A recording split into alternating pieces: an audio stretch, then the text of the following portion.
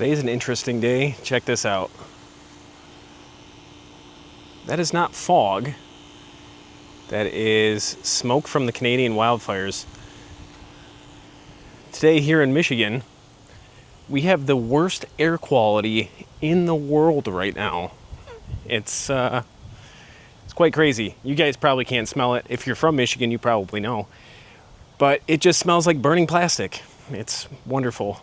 But we got stuff to work on today, so I'm going to bring you in here and we're going to see how many of these chainsaws we can get running.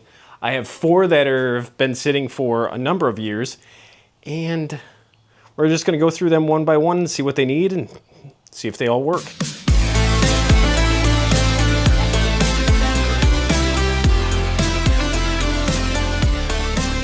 is the chainsaws in question. First one we have here is a Craftsman 18-inch 42cc simple. And we got another Craftsman here. Looks like an older model with an inertia activated chain brake. And we got a really cool one. I'm a big fan of McCulloch chainsaws. If you don't know the history of McCulloch and the reason why there's Lake Havasu is because of this company. But this is the McCulloch MatCat 38cc. Cool little chainsaw. Almost impossible to find parts for since they went out of business nearly 27 years ago. And last but not least, we have this little top handle Craftsman. It looks like just a little 12-inch blade or chain. So we're going to go through all of these, see which ones run. Let's try the end one first. All right, newest one out of the bunch. This is actually very, very similar to a Poulan. I wonder if they got bought out or if they're all the same company. They probably are because they have the same choke mechanism here as a Poulan does. Does it prime? Sure does. Let's check this fuel out. It smells very old. Let's dump a little bit out here and see what it looks like. Oh, there's not much in there. The filter looks all right. That's what the gas looks like. Does feel like it has compression, but that's our next stop is to test spark and compression.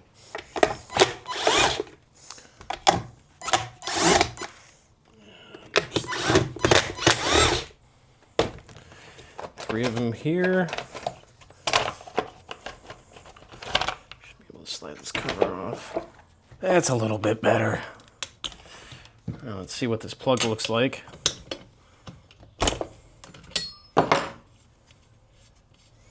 A Pro Chaser. The plug looks pretty decent. Some people say wide open throttle matters. Some people say it doesn't. I don't know. I'm gonna get this on the ground and give it a few pulls. All right, gave it about 6 pulls and we're reading right at like between 140 and 150 PSI. It should be plenty to run this. All right, now we should check for spark. We can do this without getting shocked.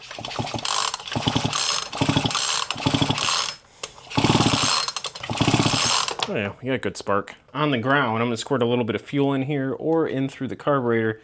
See if we can get this thing to start. All right, squirt a little bit in the cylinder, a little bit down the carb throat.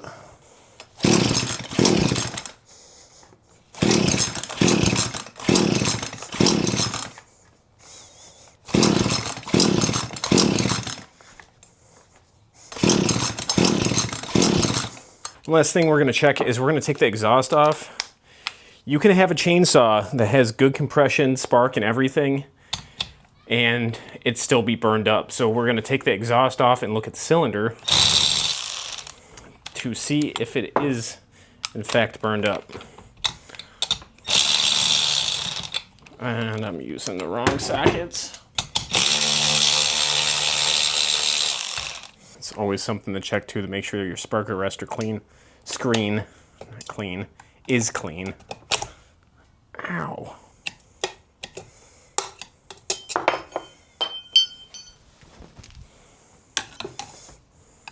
Which that one is.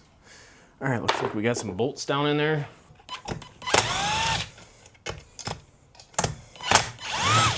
Star bits, torque, whatever you want to call them. All right, let's get a look. I don't know if you guys can really see in there or not, but the cylinder doesn't look, it's got a little bit of scoring, but it's not terrible. So I wouldn't think it's burned up, because what happens is the exhaust side burns up and then just completely seizes the piston ring in here. And when it doesn't move, it won't run. We're gonna get this back together. It's gotta be some carb issues. So I had to look it up because it was bothering me. So Poulan, because this is the exact same setup, Poulan is actually not affiliated with Craftsman. Poulan is owned by Husqvarna.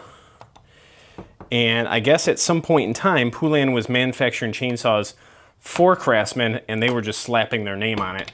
So this is a Poulan chainsaw, essentially, just with Craftsman name on it. Craftsman is now owned by Stanley Black & Decker, MTD, same company as all of those. This is a 2-barrel carburetor. I hate these things.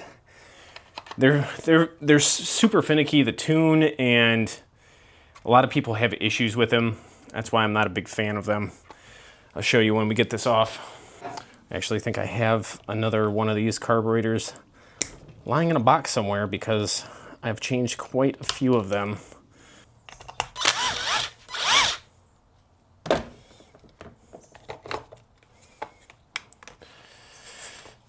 Get that piece out of the way. All right, got the carburetor free. Let's get the saw out of the way for a moment while we dig into this carburetor. Choke off. Oh yeah, that's a fun screw to get to right there. Makes it super accessible. Now we're gonna look at this bottom diaphragm. This is the original carb that's on here because it's a Zama carburetor. What do we got here? There we go. Immediately. I don't know if you guys can see in there or if this will even focus. Maybe with the light. There's so much crud in here. You can kind of see it there. See all that crud in there? That's why it's not running. All of that packed in there, that goes to the side that pumps, and fuel is just not flowing through here correctly.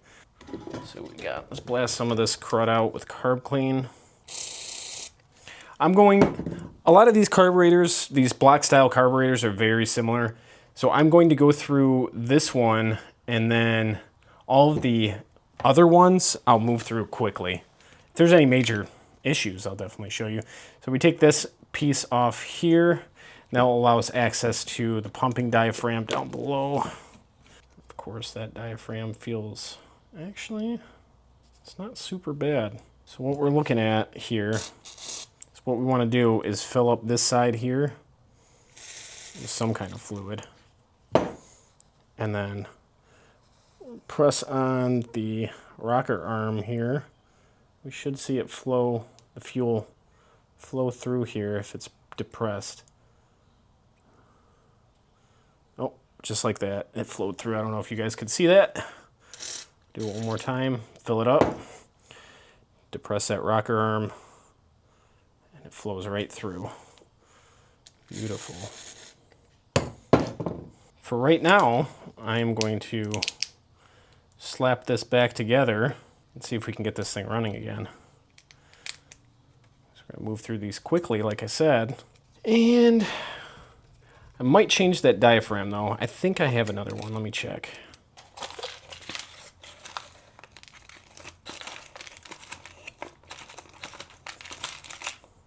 Oh, that one looks like it. Sure is. Feels good.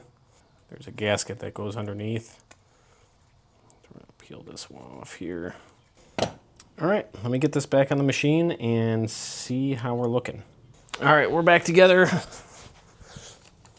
Let's give it a few primes here. Up. All right. What?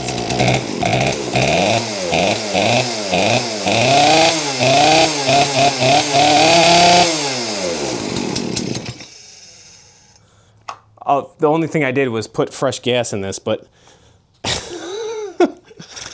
started on the first ball. All right, let's see one more time.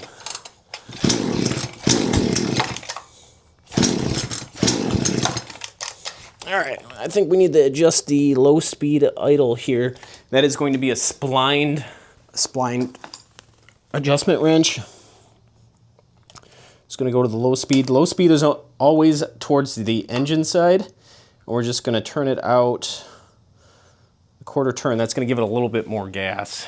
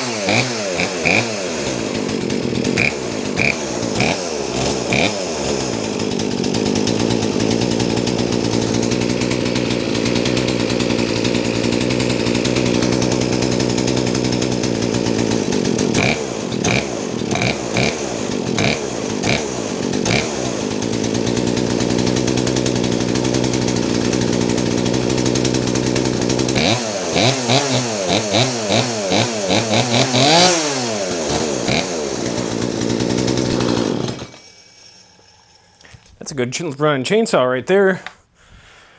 Well, it looks like we got one down, 3 to go. Next, we got this Craftsman 12-inch, and I could not wait to break into this little guy. All right, same as before, we're gonna do all the things. Testing for spark compression. Let's check the fuel in here.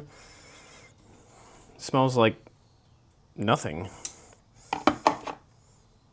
Just oil, which isn't the worst thing. A lot of times the oil saves these things. That's choke, that's off, that's start, stop. Got some throttle there. We gotta get this top handle. You can see starting right away, there's a broken fuel line right here. So that's not good. Only way to start a 1,000-mile journey is with the first step. Or so I like to tell myself.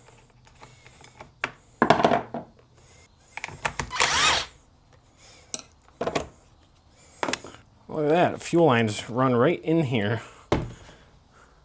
That's interesting. Let's get these screws out. You can tell this is old because nobody uses flathead fasteners anymore. Everything is either Torx, Phillips, or Allen. A lot of the newer stuff, it's all Torx. Look at that little carburetor there. Ooh, that thing looks clean. Oh, spark plug is off to the side here. Let's see if we can get that guy out.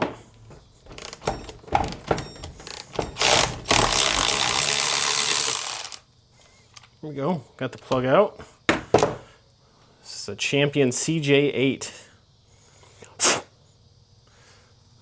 Plug doesn't look too terrible, to be completely honest. Let's run a little compression check on this thing.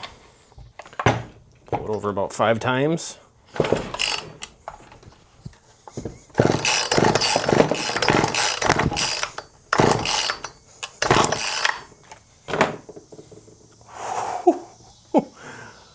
That is 200 pounds of compression.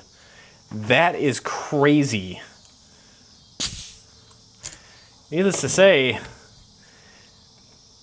if I can get this thing running, this thing is going to be a little ripper. I can already tell. All right, we got a fuel line going down to here that is not connected to here anymore. which means that we need to get this cover off and find out where that fuel line's going. It's probably going to this tank. It's filled with oil. This is actually not, I just see it now, it's not a 12-inch, it's actually a 10-inch. Definitely probably used by some tree trimmers back in the day, hanging right on their belt. All right, we're in. Where does that fuel line go to? It looks like, yep, looks like it feeds right into the tank. Is there a way to get this tank out? Yes, there is. It just slides out. It doesn't look like there's any return line or prime for this. There was a fuel filter in there. It was completely clogged, so I'm going to grab a new one. We're going to go fish some line through this old tank. This looks like the appropriate hose length. Let's see if it fits on this barb here. It sure does. All right, we're going to cut this on an angle. So you cut it on an angle like that, and then when you shove it through the tank hole, it's not going to fit, but what you can do is grab it on the other side like so, and pull it through. There we go. Snip that off, put our fuel filter on. This one's not really weighted. Let me grab a weighted one. A lot of people move chainsaws all over the place. Here's a weighted one. Here we go. We're just gonna force that in there. Make sure it can move all around. All right, this one's all back together. There's already fuel somehow flowing to the carb. I'm gonna squirt a little bit down here, throw the choke on, start, see what we get.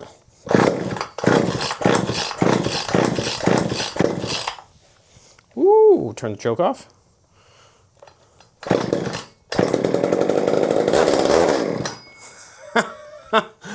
What? This chain is seized. Oh my God, that was so cool for a second. Let's get this chain off really quick. Can't believe I didn't check the chain to begin with, to be honest. All right, so where is the adjustment screw? It's on the other side. Whew, this thing is tight. This does not have a chain brake. Let's get some blaster in here.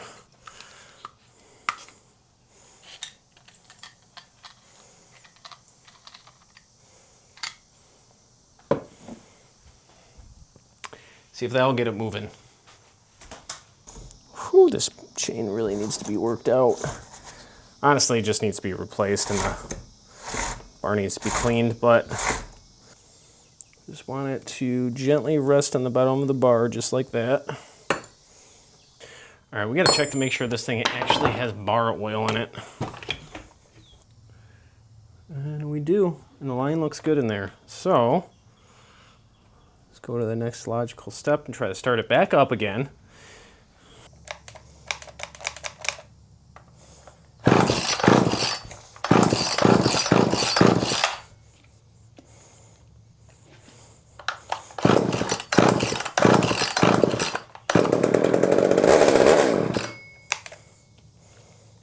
I'll warm up for a second.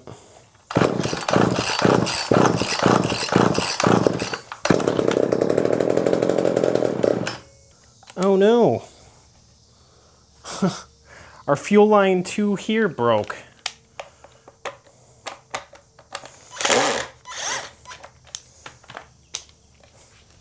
It actually broke in several places. You can see it broke here, and then it broke here. So let me get that replaced.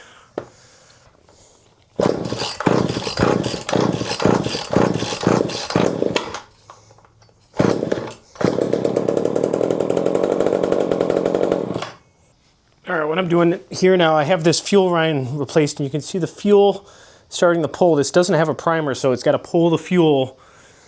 So I got to pour it in the carburetor a few times, get it started before it starts pulling.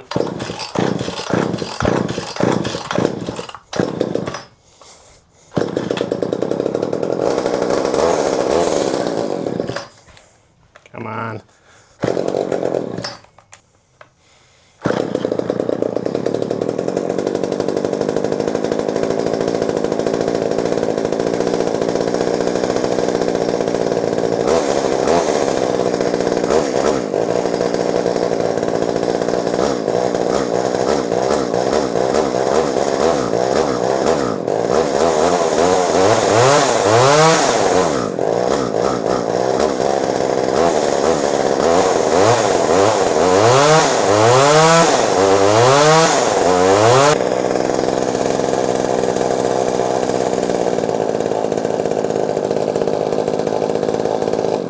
Oh no, good thing I stopped it. See that filter? It's turning to dust. I don't want that sucked into the engine.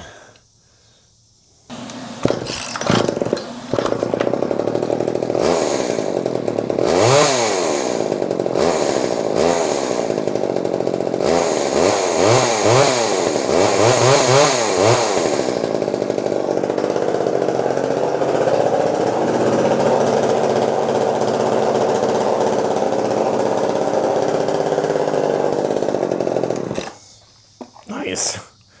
This thing actually runs really, really well. All I gotta do is put a little filter in here, put this cover back on, and I think this thing's good. It looks like it might be oiling, but I'm not 100% certain. But my goal was just to get it running. This one is, so that is 2 down, 2 to go. On my way to work, and just looking at the air quality again today, and it is still really, really bad. It's all smoke from the wildfires, and they're telling people not to go outside. Great. All right, we got our third one here. Let's start digging into this one. See what problems arise here.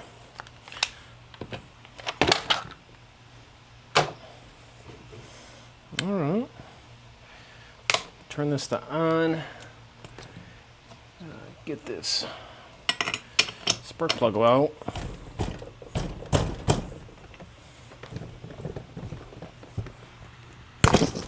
Ooh, that was really in there. Looks like it was running pretty good. A little tanness on there. Means it was running decent. All right, let's see if we got spark. Let's turn this guy.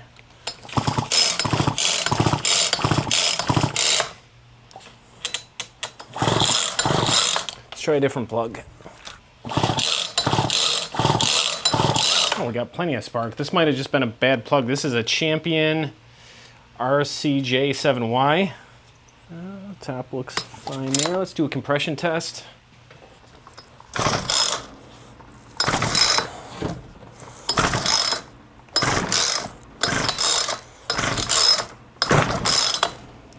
A rating of about just under 150. That's more than good enough.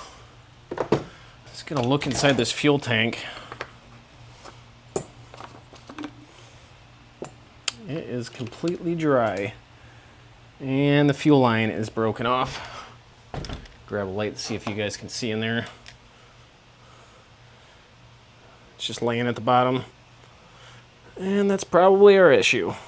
But before we go any further, let's squirt some fuel down in here and see if this one will start. All right, that's on. Let's see.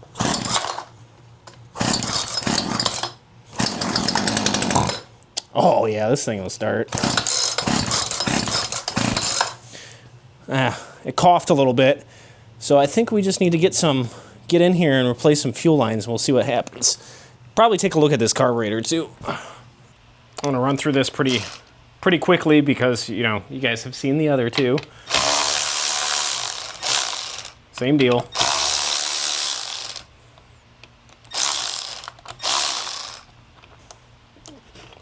rubber piece here is really just a cover to kind of guide you into your adjustments over here. Yeah, everything just pretty much just broke apart. This fuel line seems okay. So this one is leading back to the primer bulb. We're going to replace that one as well as this one that leads down into, actually it's this one that led down into the tank and broke. There's like a little, let me see if I can get it out of there. Here is the fuel filter, right there. It's this like little connector piece. It was on one of the other ones. If you want to get rid of these, like I hate working with these because they have to go in and then you have to plug two lines together. Just make a longer line. It's fine. If you find yourself doing this kind of stuff, I'd get yourself a pair of curved as well as straight hemostats. These are, I believe, 10 or 12 inch hemostats. And what they're good for, you can come through here, clip it like so, and then start trying to pull your line through. Now they don't get the tightest grip on the line, but it's usually your best option for feeding this line through. Once it gets started, it's fairly easy to pull it. All right, I finally got it, pulled it through. Here's the fuel line, here's a new fuel filter. So we're gonna pop that on there. Feed that back inside. Tug to make sure it stays at the bottom, and then we're gonna cut this to length here. Now, if you don't know which way the primer bulb goes, the short end sucks and the long end blows. That this really small skinny one was just the return line. This one was going, so you have one that pulls from the fuel filter to the primer bulb. It then pushes fuel into the carburetor, and then if it's over primed, it will push fuel back into the fuel tank. So we need a skinnier line for this one. If you guys can see this mess in here.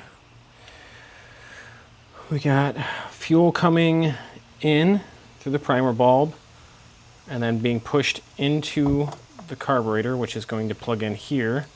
And then we have all of the excess coming out of the bottom of the carburetor and going back into the tank. All right, that's all together. The only way to test this now is to, oh jeez, put some fuel in here.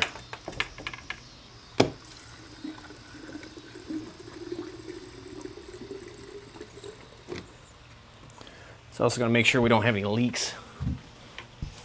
It's on. Prime this a few more times. Pull the choke out.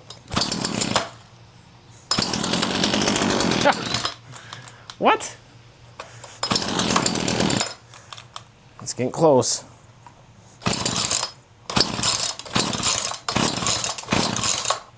Let's crank this throttle up just a little bit.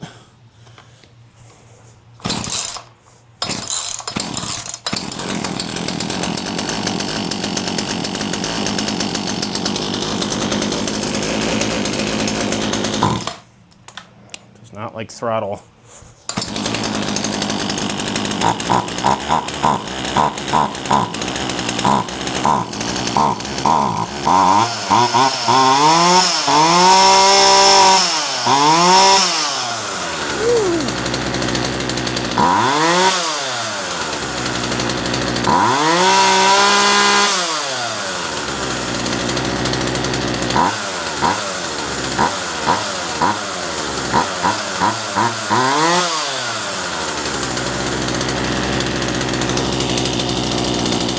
Bring that ladle down just a little bit.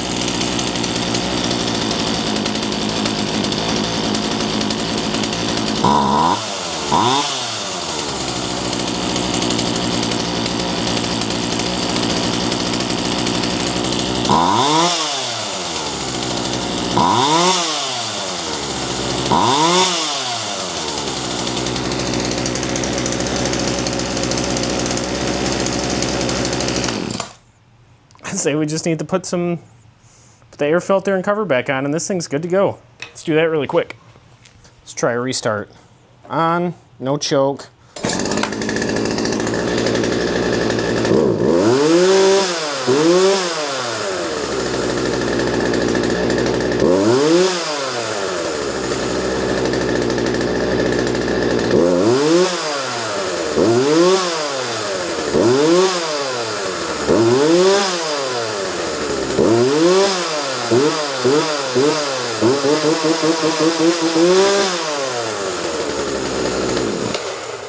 Awesome, another one down. Before we get into this last chainsaw, the one thing I wanted to mention is I'm going to be doing a giveaway here pretty soon for apparel. So don't forget to subscribe, because that's how you know when new videos and the giveaway happens. Also, I have channel memberships if you want to directly support the channel. You don't have to. The biggest thing you can do is just leaving a thumbs up down below. Now let's get back into this last chainsaw. The last and final chainsaw. Some people say McCulloch, like I do. Some people say McCulloch.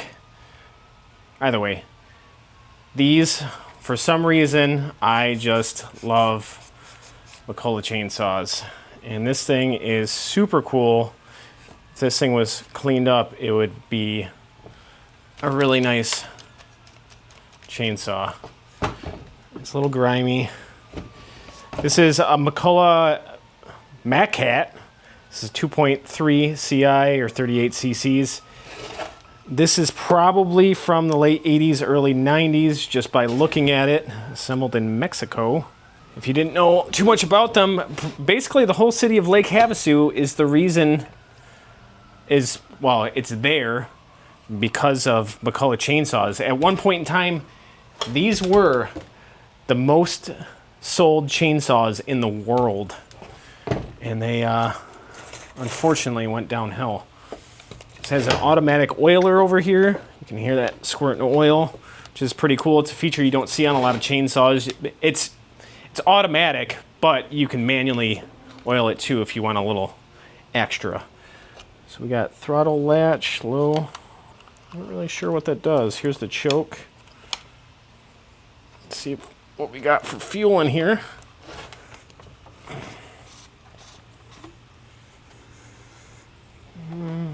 Doesn't smell like anything, to be honest. Let's dump it out and see what we got. The bench is a mess. All right, let's see what we got in here. Oh, yeah.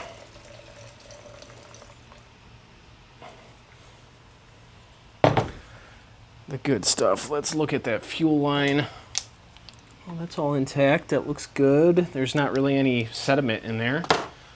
Also another good sign. Oh, that's not a good sign. She is locked up. All right, let's start taking this apart.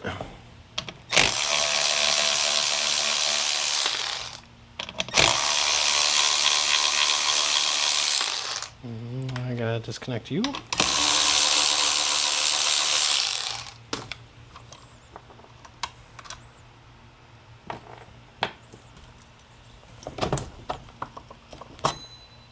Yeah, apparently I did. All right, now that we can get to the spark plug here. It wasn't even tight. All right, let's try to pull it now. Oh, it was hydrolocked. Pulls over just fine now. That engine was hydrolocked. It's filled with oil. Again, not the worst thing in the world. Cylinder is probably super clean. Let's stop that way. So let's do this.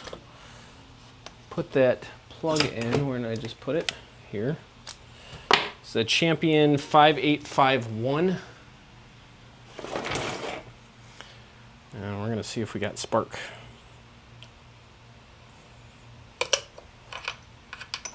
Sure. Oh, jeez, that is just blowing oil everywhere.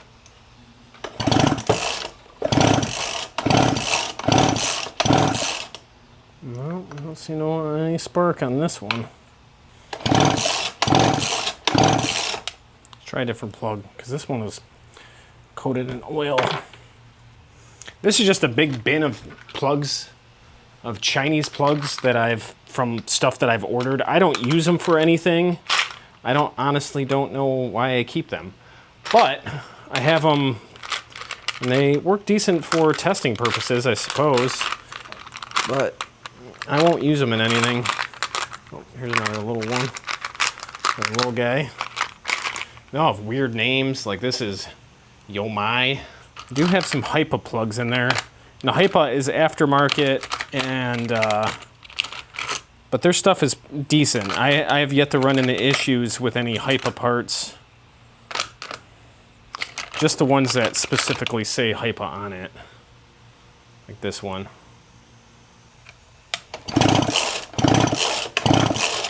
Well, we are straight up not getting spark. I gotta look up online to see if this coil is bad, if I can still get it or not. And then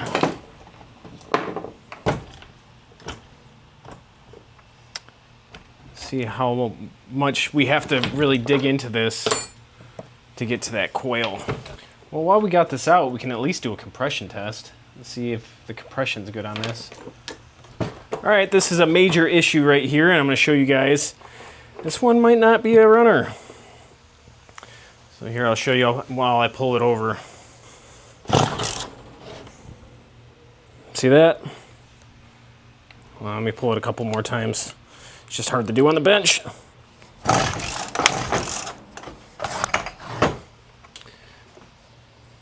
But you see that? How the compression is instantly leaking down? And there's definitely some major issues with this engine.